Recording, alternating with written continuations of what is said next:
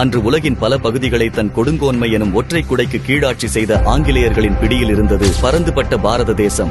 அவர்களிடமிருந்து விடுதலை பெற துவக்கத்திலிருந்தே தொடர்ந்து பல போராட்டங்கள் வலிமையாக நடைபெற்று வந்த அதே சமயத்தில்தான் இந்தியா பாகிஸ்தான் பிரிவினை முழக்கங்களும் தொடங்கியது. பாகிஸ்தான் உருவான பிறகே சுதந்திரம் என்பதில் ஜின்னா உறுதியாக இருந்தார். ஆனால் பிரிவினை என்ற பேச்சுக்கே இடமில்லை என திட்டவட்டமாக தெரிவித்துவிட்டார் மகாத்மா காந்தி. அப்போது இந்தியாவுக்கு விடுதலை வழங்குவது குறித்து 1946 அமைக்கப்பட்ட பேச்சுவார்த்தை குழுவில் இருந்து முஸ்லீம் லீக் விலகியது. அதைத் தொடர்ந்து பல இடங்களில் வன்முறை வெடித்து பல்லாயிரம் உயிர்களையும் மக்களின் உடைமைகளையும் களப்பலியாக வாங்கியது. கொல்கத்தாவில் மட்டும் 4000 மக்கள் கொல்லப்பட ஆயிரக்கணக்கானோர் படுகாயமடைந்து 1,00,000 பேர் வீடுகளை இழக்க வைத்தது அந்த வன்முறை. அத்தகைய கொடூர உயிரிழப்புகளுக்கு பிறகுதான் இந்தியா பாகிஸ்தான் பிரிவினை முடிவு செய்யப்பட்டது. ரத்தத்தில் முளைத்தது பிரிவினை என்றால் மிகையாகாது. பிரிந்து செல்லும் போது நடந்த வன்முறையில் மட்டும் 2 லட்சத்துக்கும் மேற்பட்டோர் இறந்தனர்.